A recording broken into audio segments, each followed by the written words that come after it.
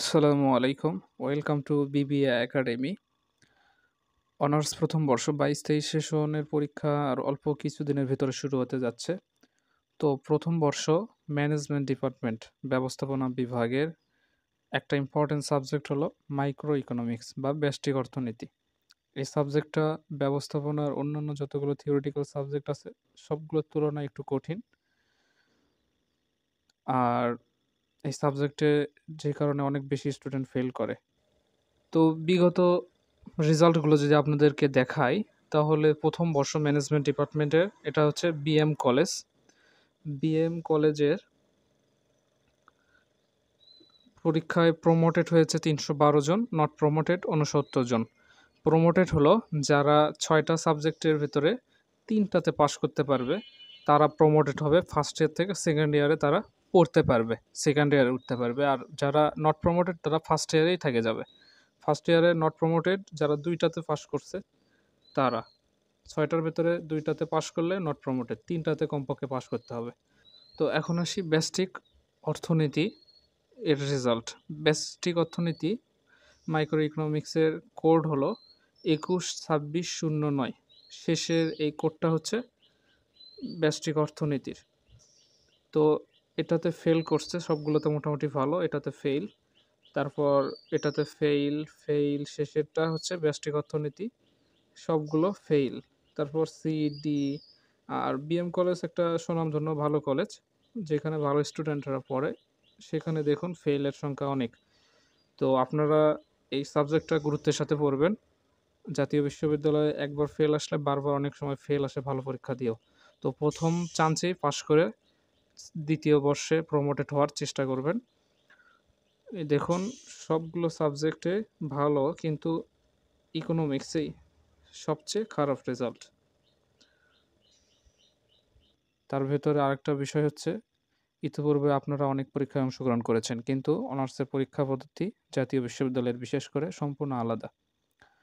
তো কিভাবে লিখলে এবং কোন কোন চ্যাপ্টারগুলো ইজি, কোন কোন চ্যাপ্টারগুলো ইম্পর্ট্যান্ট এবং কোন প্রশ্নগুলো ইম্পর্ট্যান্ট, এই বিষয়গুলো নিয়ে আজকে আলোচনা করব। তো প্রথমত অধ্যায় ভিত্তিক আলোচনা করব, তারপরে কোন কোন প্রশ্নগুলো আপনাদের তুলে ধরব। তো অধ্যায় এখানে মূলত ৮টি অধ্যায়। ৮টা অধ্যায়ের ভেতরে আপনারা এই বিষয়ে অবগত আছেন যে ক বিভাগে ১২টা প্রশ্ন থাকে, ১০টা লিখতে হয়, অতি সংক্ষিপ্ত প্রশ্ন, ব্রিফ কোশ্চেন। এগুলো একেকটা ১ নম্বর করে। খ বিভাগে একটা ৪ নম্বর করে, এখানে প্রশ্ন থাকে ৮টা। ৮টা চ্যাপ্টার থেকে ৮টা প্রশ্ন থাকবে, ৫টা লিখতে হবে। গ বিভাগ থেকে একই রকম ৮টা থাকবে, ৫টা লিখতে হবে। তো আপনাদের ৫টা লিখলেই এ প্লাসের আনসার হয়ে যাচ্ছে। এই কারণে এখানে ৮টা চ্যাপ্টার থেকে আপনাদের ৫টা চ্যাপ্টার পড়লেই এনাফ। তো ৫টা চ্যাপ্টার কোন কোন চ্যাপ্টারগুলো ইজি এবং কোন কোন চ্যাপ্টারগুলো থেকে বেশি প্রশ্ন আসে? তো প্রথমে আসি ভূমিকা। ভূমিকা চ্যাপ্টারটা আপনাদের সকল বইয়েই, যতগুলো থিওরিটিক্যাল সাবজেক্ট আছে সবগুলোর ভূমিকা প্রথম অধ্যায় বিশেষ করে পড়তেই হবে। কারণ প্রথম অধ্যায় পুরো বইয়ের সংক্ষেপে সারমর্ম তুলে ধরা হয়। তো প্রথম অধ্যায়টা যদি পড়েন তাহলে পুরো বই সম্পর্কে বেসিক নলেজ তৈরি হয় যে এই পুরো বইয়ে কী কী আছে। আর যদি বেসিক বিষয় আপনার জানা থাকে, অন্যান্য চ্যাপ্টারগুলোর আপনারা বিভিন্ন বিশ্লেষণ, ব্যাখ্যা বা বৈশিষ্ট্য চাইলে এগুলা বানিয়ে লিখতে পারবেন। যে কারণে প্রথম চ্যাপ্টারটা আপনাদের গুরুত্বের সাথে পড়তে হবে। দ্বিতীয়, উপযোগ বিশ্লেষণ ও নিরপেক্ষ রেখা বিশ্লেষণ। এই চ্যাপ্টারটা ইম্পর্ট্যান্ট। আপনারা এই চ্যাপ্টারটা পড়বেন। চাহিদা এবং যোগান, এই ২টা বাদ দিবেন। আর সংক্ষিপ্ত প্রশ্নের জন্য আপনারা চাইলে পুরো বই পড়তে পারেন, এবং সংক্ষিপ্ত প্রশ্নের জন্য আমার সাজেশন থাকবে শেষের দিকে। এরপর ৫ নম্বর উৎপাদন, এই চ্যাপ্টারটা আপনাদের করতে হবে। ৬ নম্বর ব্যয় খরচ, আর ৭টা বাদ দিবেন। ৮ নম্বর চ্যাপ্টার পূর্ণ প্রতিযোগিতামূলক বাজার, এর ৩টা ভাগ। ৮ নম্বর চ্যাপ্টারের ৩টা ভাগ: একচেটিয়া বাজার বা প্রতিযোগিতামূলক একচেটিয়া বাজার। ৮-এর ৩ হলো অলিগোপলি বা ডুওপলি বাজার। তো এই ৫টা চ্যাপ্টার পড়লেই আপনাদের জন্য এনাফ। ক বিভাগ। ক বিভাগে অতি সংক্ষিপ্ত প্রশ্নগুলো। প্রথমত এখান থেকে 40টার মতো প্রশ্ন আছে, 8-9টা ইনশাল্লাহ কমন আসবে। প্রথম, আধুনিক অর্থনীতির জনককে? অর্থনীতিবিদ অ্যাডাম স্মিথ রচিত বিখ্যাত গ্রন্থটির নাম লেখো। অলিগোপলি বাজার কাকে বলে? এরপর ডুওপলি বাজার কাকে বলে? একচেটিয়া বাজার কাকে বলে? সমচ্ছেদ বিন্দু কি? বাজার ভারসাম্য বলতে কি বোঝো? বাজার কাকে বলে?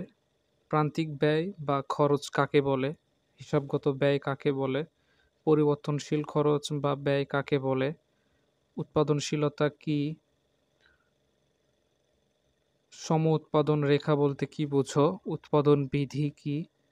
গড় আয় কি? উৎপাদনের উপকরণ কি অথবা উপকরণ কি? সামষ্টিক অর্থনীতি কাকে বলে? আপনারা এগুলো স্ক্রিনশট দিয়েও পড়তে পারেন, স্ক্রিনশট দিয়ে নিতে পারেন এখন। সামষ্টিক অর্থনীতি কাকে বলে? প্রতিনিধি অর্থায়ন কি? স্বল্পতা বা দুষ্প্রাপ্যতা কি? সম্পদের দুষ্প্রাপ্যতা কি? নেতিবাচক অর্থনীতি কাকে বলে? অর্থনৈতিক দক্ষতা কি?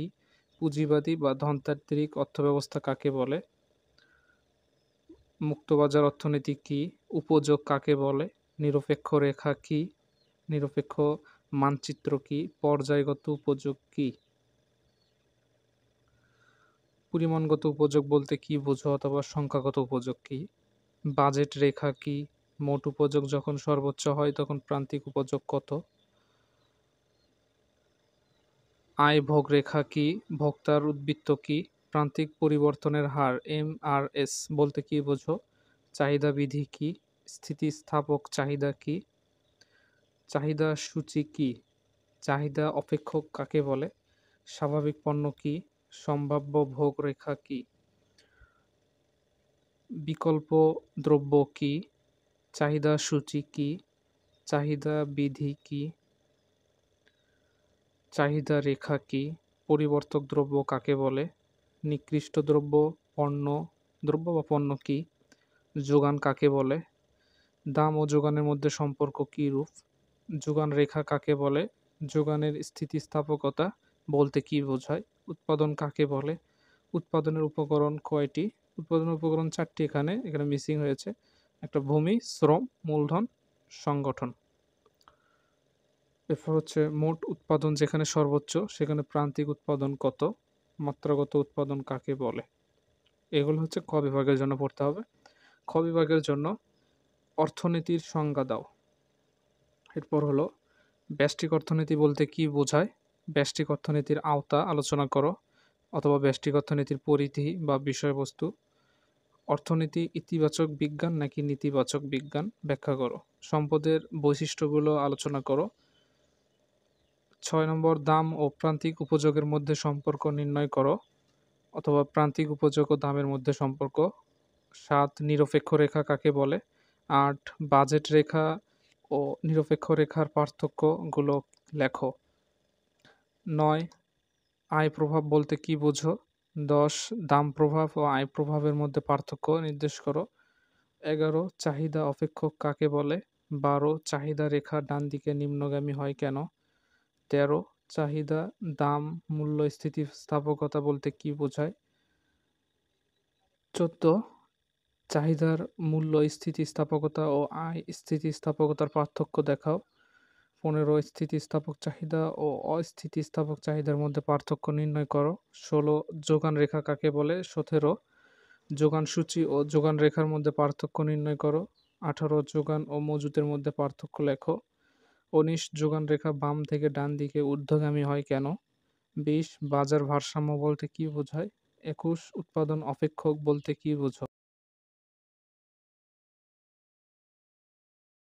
এবার গ বিভাগের জন্য। গ বিভাগে প্রথমত অর্থনীতি পাঠের প্রয়োজনীয়তা আলোচনা করো।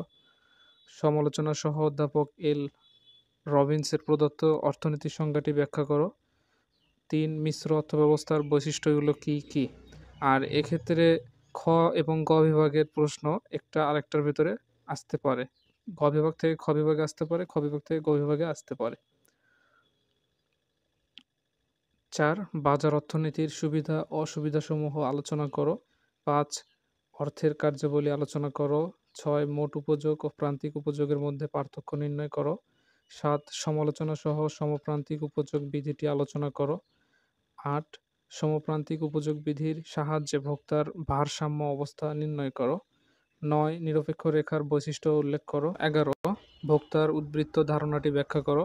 এই ধারণাটির তাত্ত্বিক ও ব্যবহারিক গুরুত্ব বিশ্লেষণ করো। 12 চাহিদা বিধি চিত্রের সাহায্যে ব্যাখ্যা করো। 13 একটি কাল্পনিক চাহিদা সূচি থেকে চাহিদা রেখা অঙ্কন করো। তো এই প্রশ্নগুলো আপনারা স্ক্রিনশট দিয়ে নিন, নিয়ে এখান থেকে এই প্রশ্নগুলো পড়লে ইনশাআল্লাহ শত শত প্রশ্ন আছে, যার ভিতরে মাত্র 30টা করে প্রশ্ন দিয়েছি। 60টা প্রশ্ন পড়লে ইনশাআল্লাহ এখান থেকে 8টা কমন আসবে।